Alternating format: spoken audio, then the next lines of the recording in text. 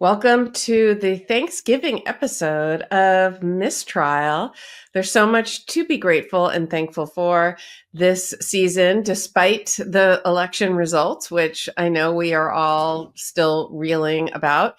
But there is so much to be thankful and grateful about. And first and foremost, I am so grateful and thankful for the two of you, Danya Perry and Kathleen Rice, and the fact that we can share our perspectives and share this time together every week. So I am just so appreciative that we are all on this journey together of bringing the truth to people, especially in this new administration. There is nothing more important than really bringing the truth that's unfiltered, unedited, based on our experience, based on our judgment, and based on our hard work that we put in for each and every person who tunes in and listens to MissTrial. I'm Friedman Agnifilo, and I am so happy to be here with you guys this morning. Today, there's so much to talk about. Again, it's always so hard when we're saying, okay, what are we going to talk about this week? There's so many different things we could choose from, but this week we are talking in particular about all of the cases against Donald Trump. They're all basically in different postures. It's nuanced. And so I think it's important. There are people who are like, oh, it's over. They're all gone. And that's somewhat true, but they're all in slightly different postures. And so I think we should explain to people exactly what's happening, why, timing, all of that kind of stuff. Especially because there are two other defendants in the Mar-a-Lago case, for example, and what's going to happen with all of the various cases, the Manhattan DA case, et cetera. So we'll talk about that. We'll also talk about the dropout of Matt Gaetz and the appointment of Pam Bondi for Attorney General. That's one of the most important appointments that Trump could potentially make. Will she get Senate confirmation? And what do we think about her being at the helm of the Department of Justice, especially given what she has said about prosecuting Trump, the Trump's perceived enemies. So, that's sort of a really scary place for the new Attorney General to have a stated position in, because it's not the way it's supposed to work. And then we thought we'd end it with something kind of interesting, and this cease and desist letter that was sent by the Gibson guitar company to Donald Trump about his guitars, that his signed guitars, that he is his latest grift. So, we're going to talk about these issues and anything else that pops up during our conversation today. And how you guys doing? It's so good to see you. Great to see you. Doing okay. Looking forward to the holiday, and it's always good to reflect on the things that we are grateful for, because there's been a whole, sky is falling mentality. So it is actually good to focus a little bit and give thanks. So I appreciate you guys too. I'm so happy to be your friend, your colleague, and your fellow podcast mate. Is that what? Or, Co-host. Co-host is great. That's better than mate. KR, how you doing? I just had to mute because I have two dogs in the room. So if you hear a bark, that's what it is. But Danya, I couldn't agree more with everything that you said. And I literally just had this conversation last night. The whole family is descending, as many families are. And there were only a handful of us at the house last night. And we said, okay, are we going to talk about politics?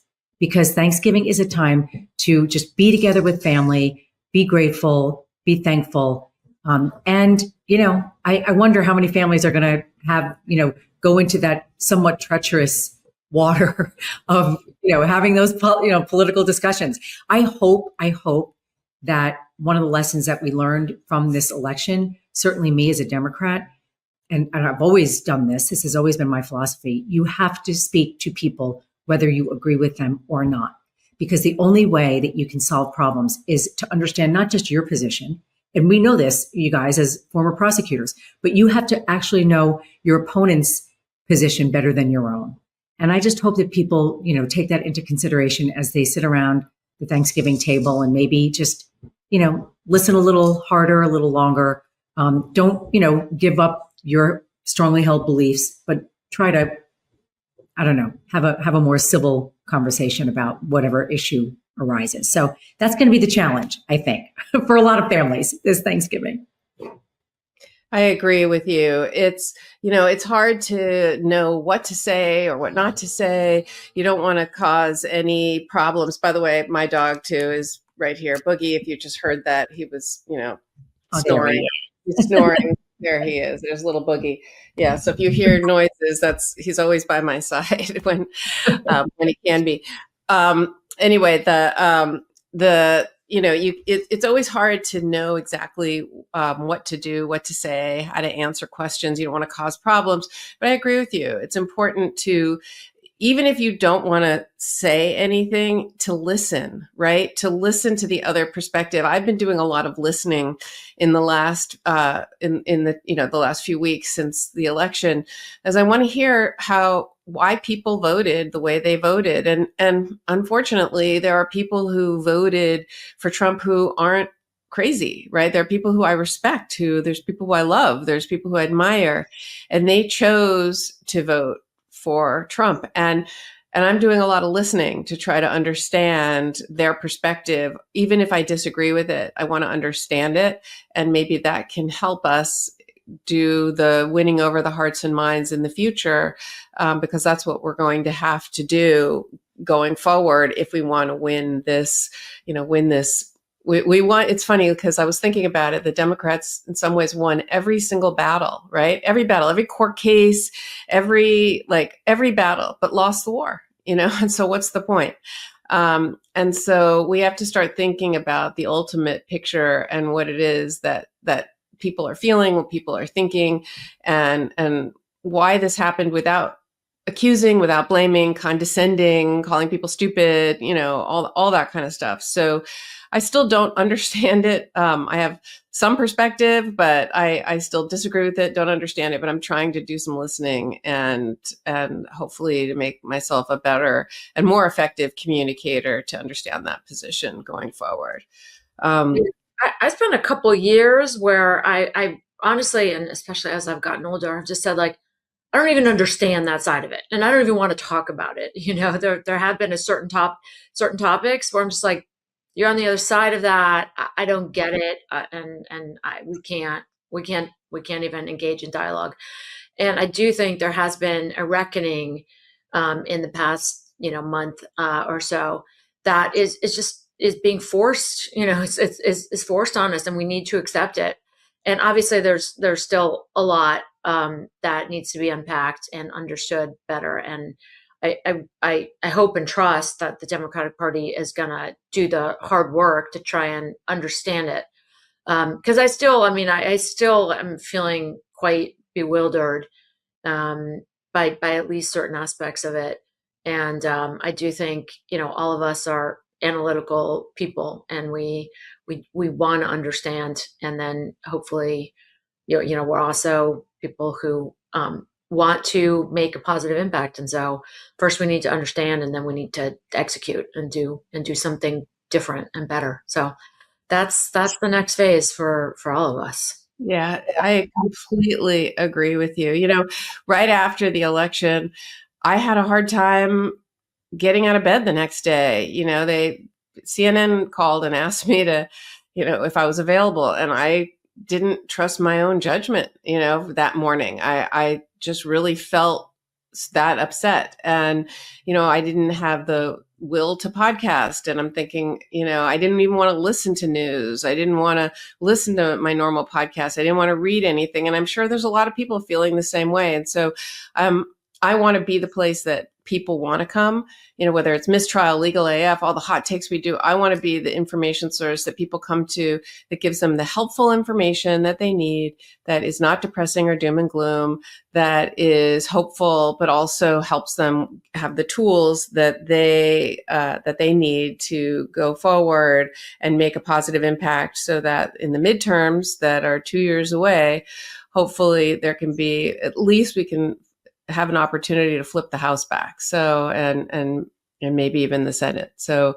at least that will make it harder for Trump to do some of the really bad things that he's trying to accomplish. So, we'll see. We'll see. There's a lot to do and a lot to talk about. So let's dive in and start talking about the criminal cases and what's going on with them. Let's start with the Department of Justice. And so Jack Smith has basically started packing his bags, and he kind of earlier than expected decided to move to dismiss the cases. He wrote a letter to the court, and he said that basically we've consulted with the Office of Legal Counsel, which is the office of the White House that is the kind of advisory, opinion place to the White House, right? They're sort of the definitive, this is what the law is with respect to the executive branch, with respect to the president, and said, what does it mean? What does it mean that Office of Legal Counsel, you have written these memos in the past, and a couple of them talk about this premise that you can't investigate or prosecute a sitting president. Well, he's already in the process of being prosecuted. That's like a temporary immunity. What does that mean? Can we just press pause? What does it mean to a case that's already at this stage and pending?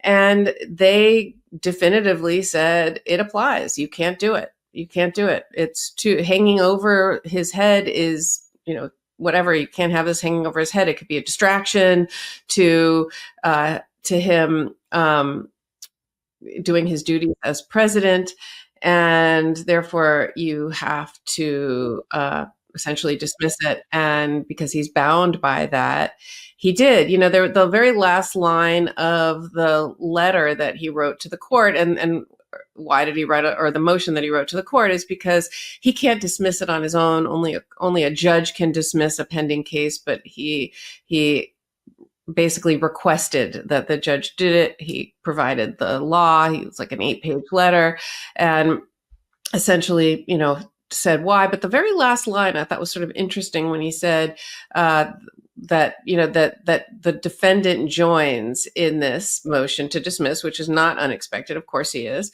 but that it's without prejudice, meaning that it is not on the merits. Double jeopardy doesn't attach. It's not, you could always bring it in the future, because if it's with prejudice, it's over forever, right? This is without prejudice. So I thought, why is Trump agreeing to that?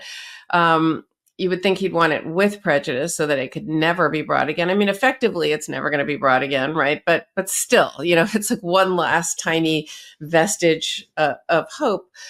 I'd love to hear your guys' perspective. Oh, and Danya, the Judge Danya Chutkan, I think it took her 20 minutes to be like, dismissed without prejudice. I was like, oh my God, maybe she saw the same thing I said and was like, I don't want them to change their mind and realize that the without prejudice part. And so she wasted no time and dismissed the case.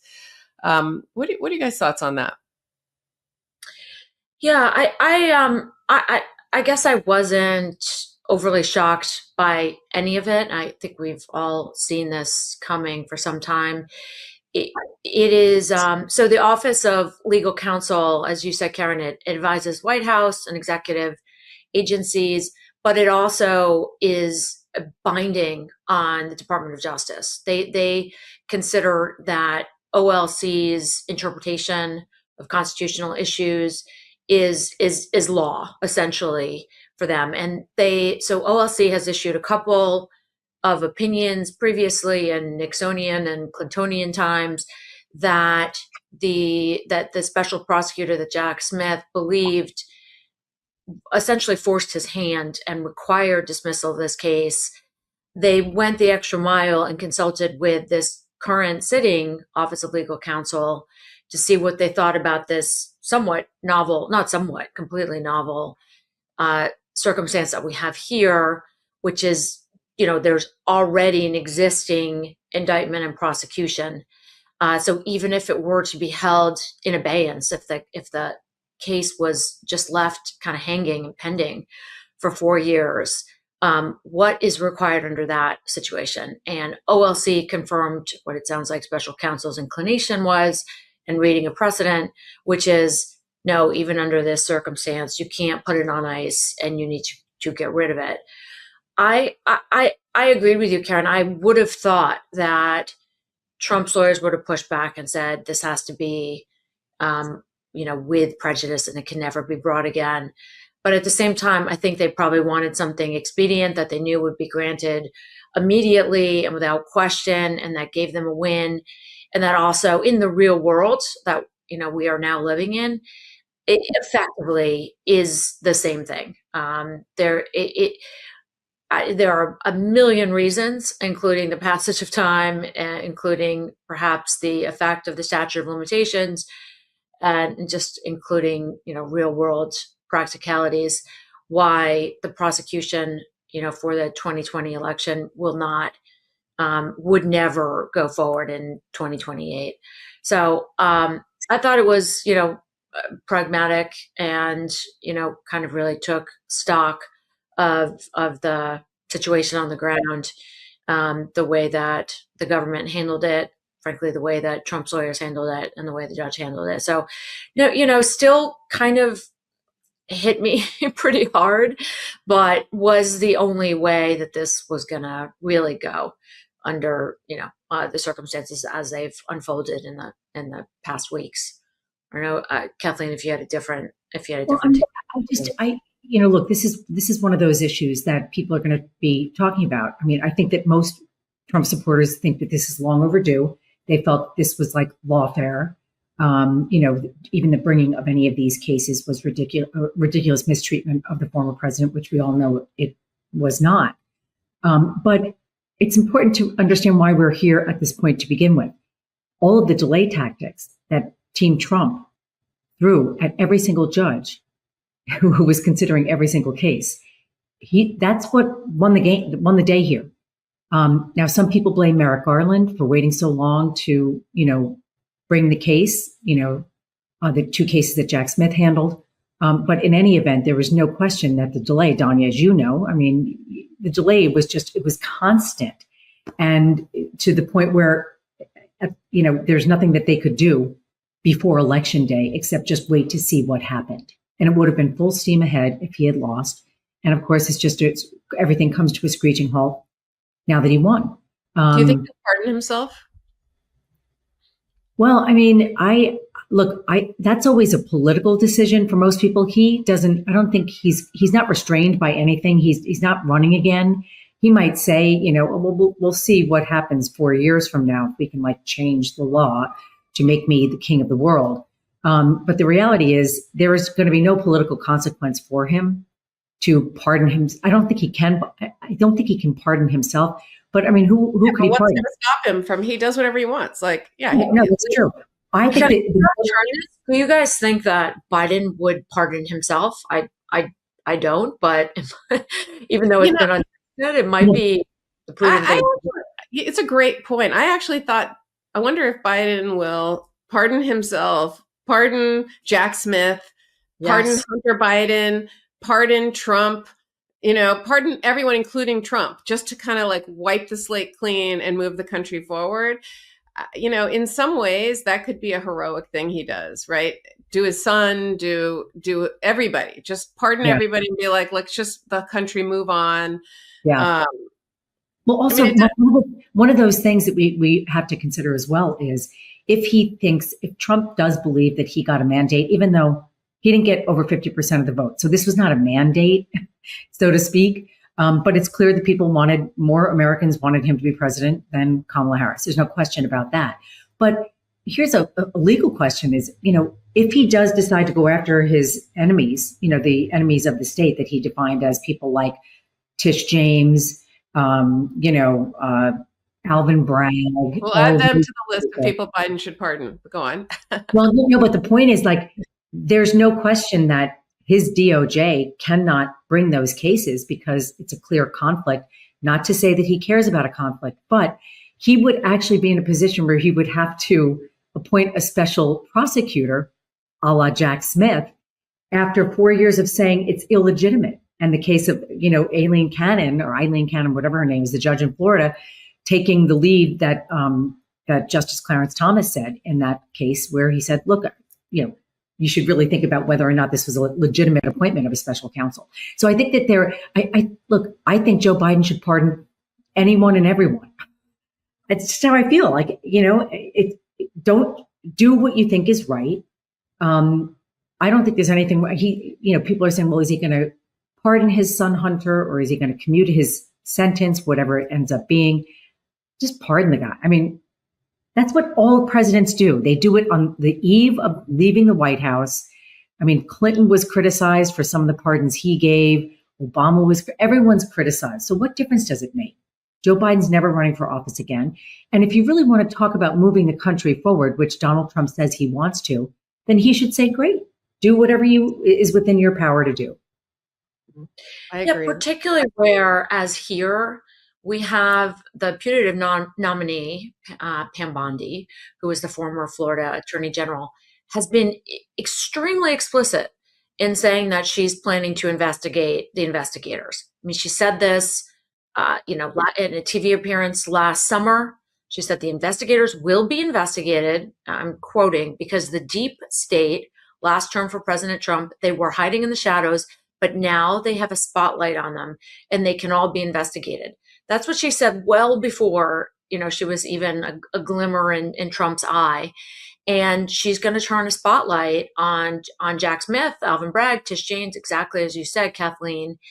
And why allow them to be sitting ducks, when they've done absolutely nothing wrong, but knowing what's coming at them?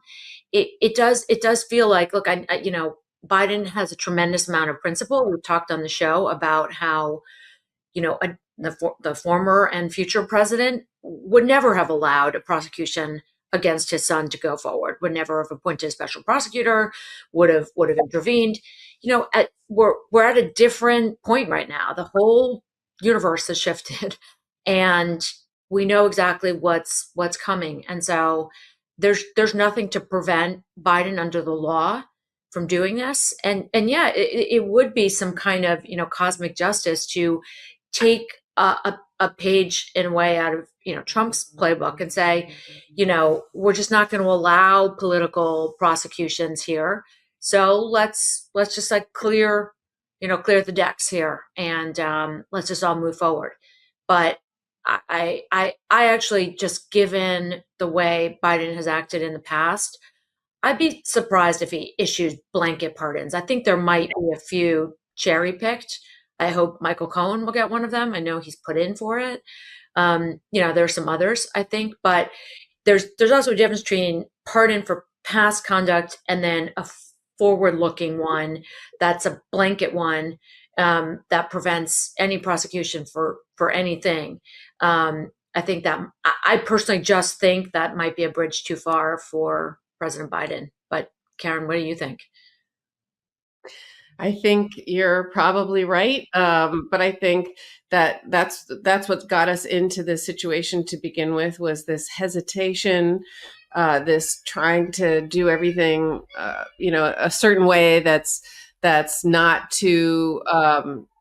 I don't know. I think the time for being cautious and conciliatory is kind of over, and the Democrats have to stop bringing knives to a gunfight, right? Like, it's time to realize that this is where we are, this is the world we live in, and I would give pardons to everyone, at least for all conduct up until this date, right? I don't want to pardon people. I don't want to give people okay, now you can never pay taxes again, and you're, and you can never be prosecuted for anything in the future. But, look, up until, January 20th, 2025, you're pardoned for all things, in the past. That's what I would do if I were. Yeah. Not that anyone's elected me president.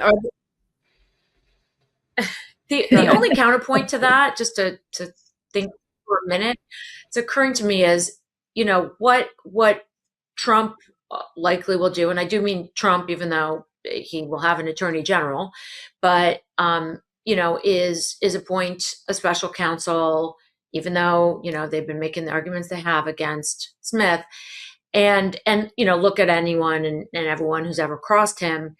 He did do that to an extent in the last go round. He appointed John Durham, who had been the Attorney General in Connecticut, and Durham did, prosecute the prosecutors or investigate the investigators, and did bring a couple prosecutions. Were unsuccessful. Like, in some way, the system, as tilted as it was in Trump's favor, actually worked there. It held up. Juries acquitted. There's still a tremendous amount of energy, time, money, reputation, all these things that are burned, that are at stake when someone is accused. Something like that is, we might posit that Jack Smith will be, but at the end of the day, it's impossible for me to imagine a jury convicting him of anything unlawful. Again, which is not to say that. I can't even imagine a grand jury bringing charges, because but as you so rightly point out, that the punishment comes from just the investigation and the prosecution and millions of dollars in reputation and lawyers. Yeah, seriously, like, you have to get a lawyer. It's just crazy what it upends your life. Right? It upends your life. There'd be some serious forum and judge shopping, right? Any case against Jack Smith would not be brought in the District of Columbia. It would be brought in, Judge Cannon's district, unless, she's appointed to something, right, where she's the only sitting judge. And, the cards are stacked against him. So it's a pretty scary proposition. I would hope that, Biden kind of put Jack Smith in this situation, or at least his attorney general did. And he has, I think we all agree, handled himself incredibly admirably under some really difficult circumstances. And he should be left alone after this, just for having done his job and done it at a very high level. Him and his entire prosecution team were all probably, on their way out the door. They're preparing their final report for the attorney general, who will decide what to do with it and to what extent to make it public. But, they're working until their last day in office, and then they're, going to be watching and waiting, and probably, somewhat fearfully. Yeah. Let me just throw in one thing also that we have to consider. There were guardrails in Trump 1.0. Those guardrails are gone. If you look at just some of the people that have been nominated to cabinet level positions that require Senate approval, it's like their only pledge is to fealty to Donald Trump. So when we say, well, I can't imagine that this secretary would do this or this person would do that, he is picking people who will do exactly that. And there will be no guardrails. And as part of that, to say, you know what, we're not going to have the FBI or any other governmental investigative agency do the background checks for people who are going to have national security clearance at the highest level, running the Justice Department, highest level legal work. No background check. We're going to do that privately. It's just absurd. This is a great segue, because we have to, as much as I would love to only talk about this, we have other things to talk about, including Mar-a-Lago, including Senate confirmations, et cetera. But we have to take our one and only ad break from our pro-democracy sponsors, and we're going to take that. We'll be right back. You heard about senolytics yet? It's a class of ingredients discovered less than 10 years ago, and they're being called the biggest discovery of our time for promoting healthy aging and enhancing your physical prime. So my life goals in my career and beyond require productivity, as you can imagine. But let's be honest, the aging process is not our friend. And when it comes to having the energy that I need to do all the things that I'm doing and productivity, I use Qualia Senolytics. So if someone would have told me that there was a science-backed ingredient that could help me feel 15 years younger in a matter of months, I wouldn't have believed it. But then I tried Qualia Senolytic. And now as we age, those zombie cells, they're called, or senescent cells that our body accumulates, they're sort of worthless, and they accumulate and cause aging, and they're sort of old, worn out cells, and they cause these symptoms of aging like aches and discomfort, slow workout recoveries, sluggish mental and physical energy. And it's like this weird, middle-aged feeling, whatever you want to call it. So it's almost like pruning a tree, the dead leaves off a plant. Qualia Senolytic removes those worn out cells, those senescent cells, to allow for the rest of your cells to thrive in your body. And you just have to do it 2 days a month. The first time I read that, I thought, is that a typo? But it's really just 2 days a month. So this formula is non-GMO, vegan, gluten-free, and the ingredients are meant to complement one another, factoring in the combined effect of all the ingredients together. There's a 100-day money-back guarantee. It's clinically tested 2-day rejuvenation regimen, and it might hold the key to unlocking your cellular health and revitalizing aging tissues throughout your body. And I really highly recommend that you give it a try.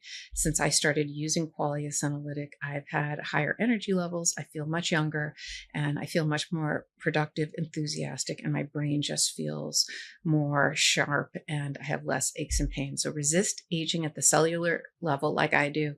Try Qualia Senolytic. Go to qualialife.com/MissTrial for up to 50% off, and use code MissTrial at checkout for an additional 15% off. For your convenience, Qualia Senolytic is also available at select GNC locations near you. That's QUALIA life.com/MissTrial for an extra 15% off. Thanks to Qualia for sponsoring today's episode. We're back, and we love our sponsors. They're amazing. We get to use their products, and we choose them as much as they choose us. They don't tell us what to say. They know that we are unfiltered, unedited. We don't have outside investors telling us what to say or do. This is just us from our experience. Kathleen, you were a member of Congress for I think 8 years, was it? 8 years. You were there on January 6th. Before that, you were the Nassau County elected district attorney here in New York, one of the most powerful people in the state of New York, frankly. And Danya, you were a high-level person at the Southern District and the Department of Justice, among other amazing jobs that you've had. So just having your perspective on these things are just something that I find invaluable, and it's invaluable to people to really hear what we all have to say about these issues. Now, I want to just, there's a couple of things you guys, we touched upon that I want to just drill down a little bit more on. Number one is Mar-a-Lago. Okay. Mar-a-Lago is already dismissed, right? The case was dismissed by Judge Cannon. She found essentially that, by the way, she says, special prosecutors that have been appointed for decades, it's something that every president does. It's so that there's no question of impartiality, right? It's this thing. It's like to put an arm's length. It's to put arm's length kind of between the prosecution and the Department of Justice, so that it's neutral, so that it doesn't look political, because prosecution's never supposed to be political. It's always supposed to be neutral. Justice is supposed to be blind, and that's a real thing. And all of us who came up as prosecutors, and we've all been prosecutors for many, many, many, many, many decades, it's offensive to us to think that you could ever bring a case based on a grudge, based on you had an axe to grind. I mean, the whole point is you're supposed to rise above it, and you're supposed to these follow the facts wherever they lead without fear or favor. And if there's any even appearance of impartiality, you get a special prosecutor. You recuse yourself, because people have to have faith in the justice system. And so there are statutes that have been passed about special counsels. It's been done by Democrats and Republicans. Donald Trump, as you pointed out, Danya, appointed special counsels when he was president. And then Clarence Thomas decides to, even though the issue wasn't before them at the United States Supreme Court, decides to basically write a concurring opinion where he essentially was sending a love letter to Judge Cannon saying, I'm giving you a gift. Judge Cannon, I know you don't have a lot of experience and you're not that smart, but I'm going to give you a gift. I have these really smart law clerks. They're going to write for you a decision that has all of the law, that has all of the precedent. And here it is for you. This was not an issue that was even before the Supreme Court. Nobody asked for this. Nobody briefed it. And he says, and he puts it in there. I've never seen that before in the history of my being a lawyer. I've never seen a Supreme Court justice do anything remotely like that and just say, here's some law, I'm slipping it in. And what does she do? She takes it. She realizes that's what's happening. And she basically prints it as her ruling on why Jack Smith was illegally appointed and the special counsels in general are unlawful, and dismiss the whole case against it wasn't a presidential immunity decision. This was that Jack Smith, that a special counsel in general, all of them, should never happen. And it was preposterous. And so the Department of Justice is appealing it. And that case is on appeal. And it's before the 11th Circuit, and they've started briefing it, right? There's been the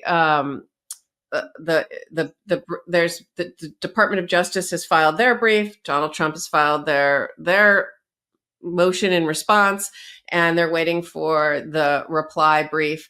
And in the middle of that, Donald Trump wins the election. So it's not even fully briefed, but what will happen there? What's going to happen? What is Jack Smith going to do? What's the Department of Justice going to do? I mean, I think they're going to want to make it so that, putting aside the fact that there's two other defendants who don't have presidential immunity, right? The body man and the valet, right? Waltine Nauta and Carlos de Oliveira. Why, like putting aside that there are two other defendants, yeah, they're lower than Trump, and Trump can't be prosecuted while he's president, et cetera. But do you want the law out there in the Southern District of Florida that says that? Do you want to, don't you want the 11th Circuit to rule on it? What do you do in this situation if you're Jack Smith? Yeah, I think it's exactly, look, he hasn't dropped the appeal against the other two defendants, as you say. And Smith is continuing to urge the 11th Circuit to reverse Judge Cannon's ruling regarding the constitutionality of Smith's appointment as special counsel. There's just a very strong Department of Justice interest in fighting against any lingering bad precedent there. So I think that will continue. That is something that is still a live issue, and it has created, significant precedent, including, by the way, for Trump, who's going to want, as we just said, to appoint special prosecutors.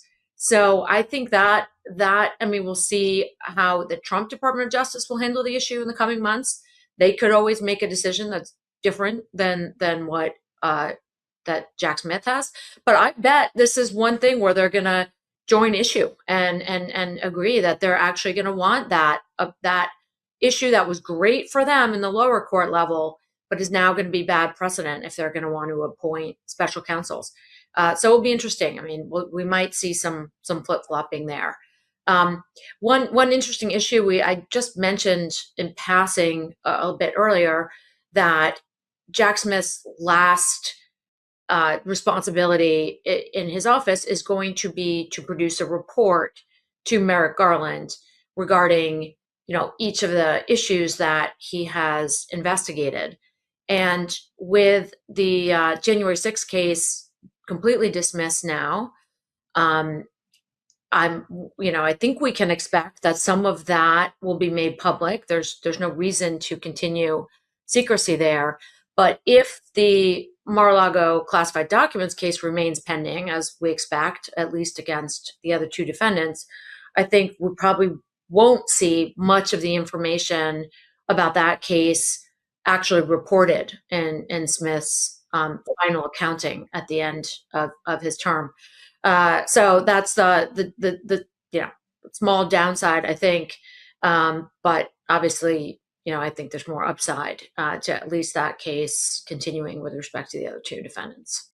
I hope that he'll want to appoint special counsels. I hope you're right about that. I fear he's going to say, who cares about a special counsel? We're just going to go straight to, we're going to go just straight to prosecution with the Department of Justice. Like, why do I need a special counsel? Why do I need to go through that whole, nonsense of trying to, like, I kind of feel like he's leaning into his political persecutions. He's not even trying to hide it anymore. He's just kind of like.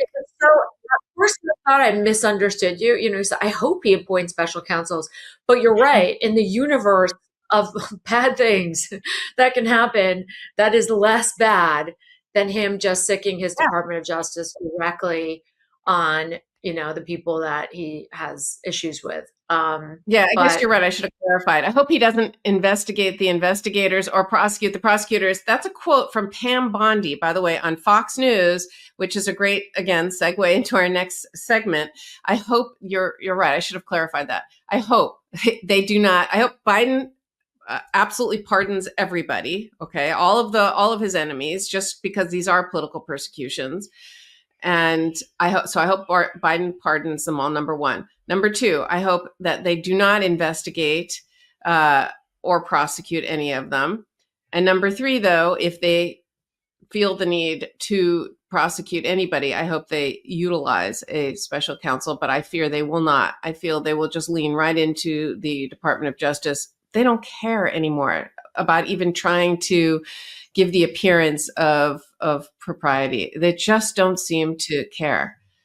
Anyway, let's talk about Pam Bondi. And I mean, do you think that Matt Gaetz was like, that he said Matt Gaetz knowing that, trying to pave the way for Pam Bondi because, she's less bad than anyone is less bad than Matt Gaetz, who, by the way, I thought of could be appointed as the special prosecutor.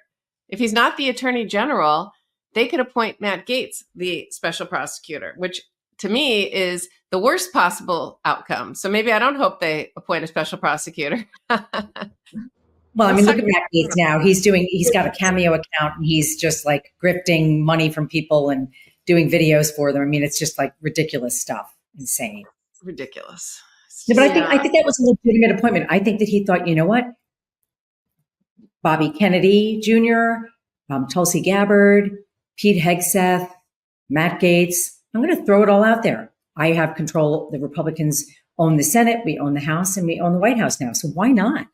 I mean, but literally, I'm glad that the Senate kind of, slammed the brakes on there, because had they either just let them all go through, or if they had just gone, the route of recess appointments, why show up for work if you're not a United States senator?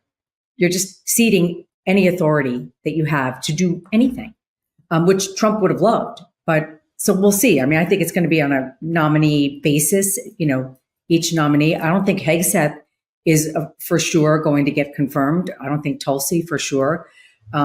Kennedy, maybe. I don't know. We'll have to see. But I think that was a legitimate thing. I think that Matt Gaetz had his ear on his way to Washington, and he convinced him when Susie Wiles, the incoming chief of staff, was like in a different part of the plane.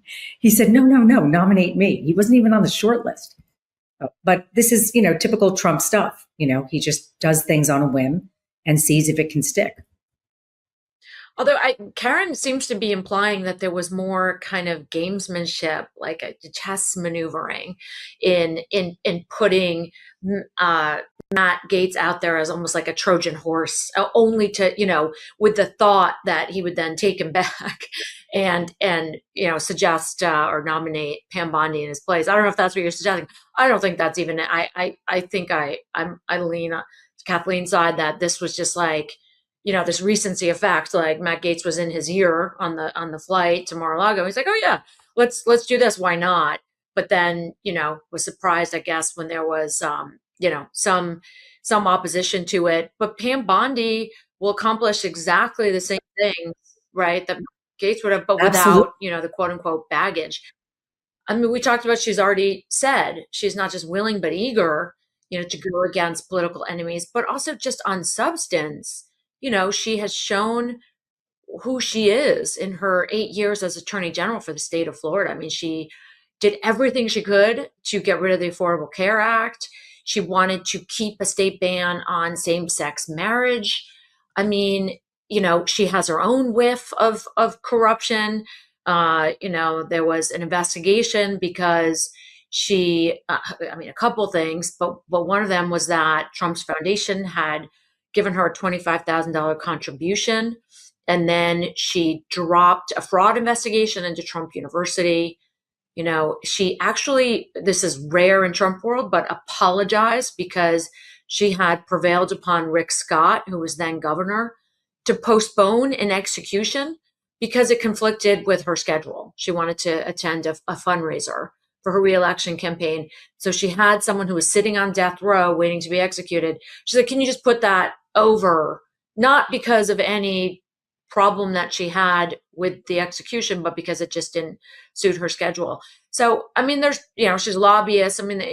She was Trump's impeachment lawyer. She has a whole history there that if you want to look at substance, there's a lot that I think that we should be concerned about, on the actual, on actual issues. But, the focus so much is on her weaponization or what we worry about weaponization of the department. We don't even get to where she comes out on the issue. It's kind of a crazy place to be. But also, look, I don't want to say that that's not, maybe he did throw out Matt Gaetz like that, but think about the cost to Matt Gaetz. Yeah, he's making money now on Cameo, but he had to resign from his seat in order to avoid that report from being made public. Everyone saw him for the, hack that he is. There was some cost to Matt Gaetz. He'll get rewarded somewhere down the road.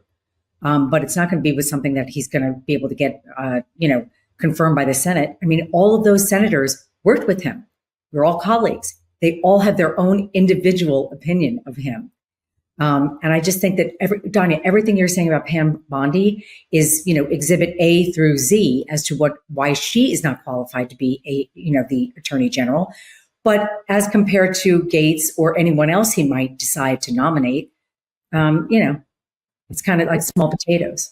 Well, at least she was an Attorney General of Florida, right? At least she has some prosecution experience, unlike him.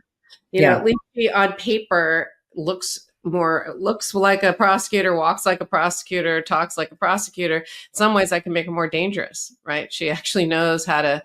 Yeah. She knows the ways to kind of exact revenge. She's scary. She's kind of scary. The Manhattan DA case, by the way, we haven't really talked about that. Speaking of prosecutions, I want to just tell everybody, where we are with that case. That case. The thing about that case is I am certain that they are also consulting with the Office of Legal Counsel, and that scares me.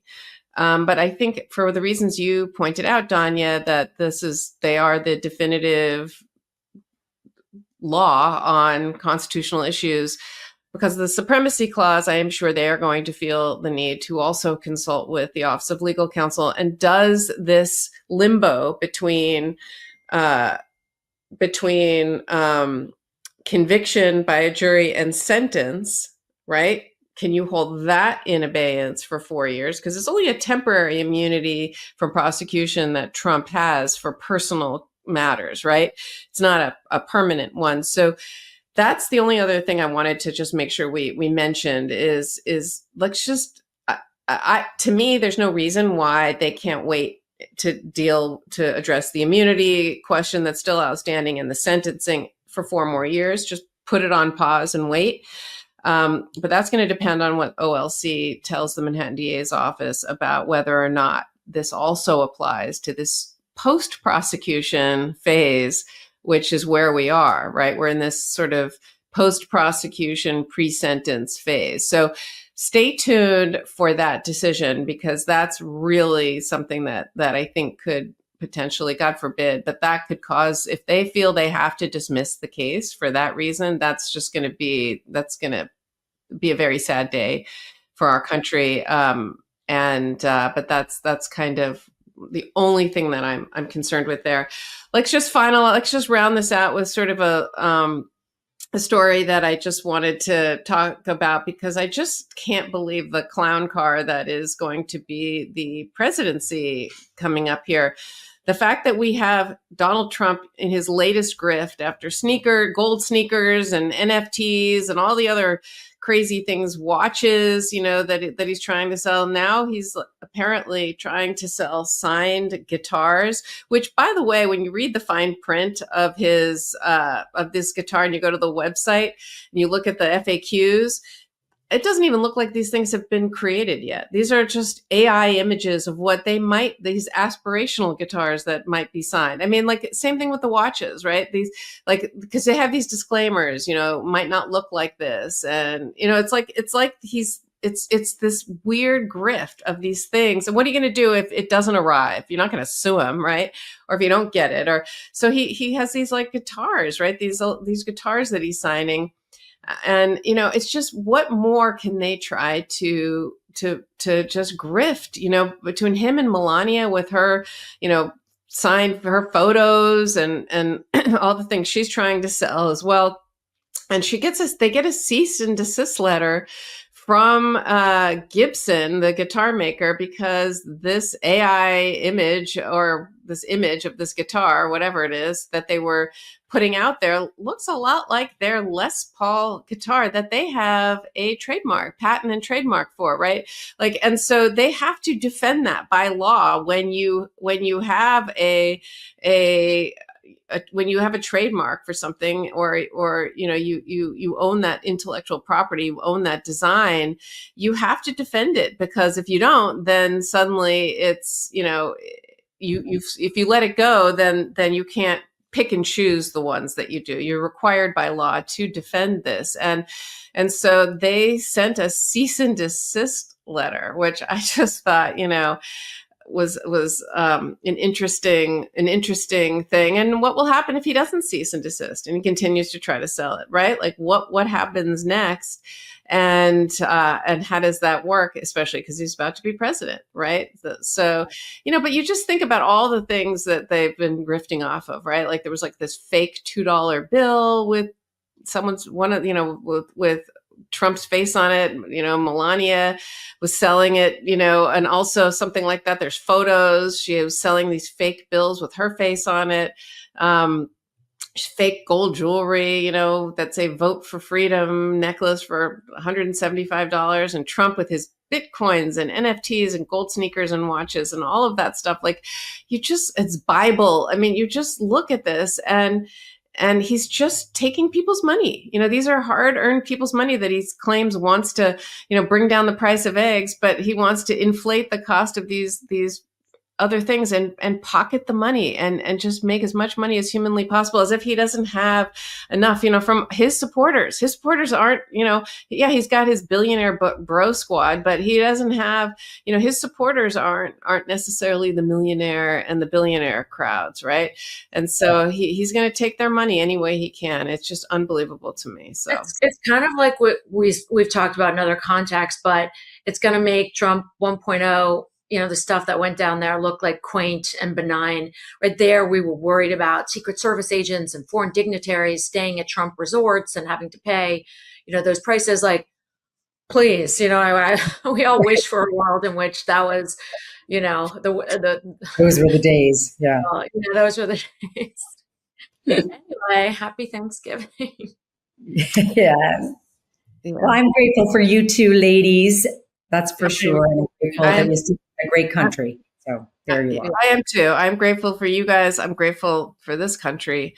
I'm grateful to the people who tune in to listen to us every week and who send us the amazing messages that they do and who write to us and ask us questions and, more than anything, support us. And that just means the world to me. It's a community that I feel so grateful to be a part of. It's what got me out of bed the day after the election was, I went and I felt really a part of this really special community that we've created, that Midas has created. So until the next episode of MissTrial, tune in to Legal AF, tune in to MissTrial, to all of our hot takes, subscribe to the Legal AF YouTube channel, subscribe to Midas Touch.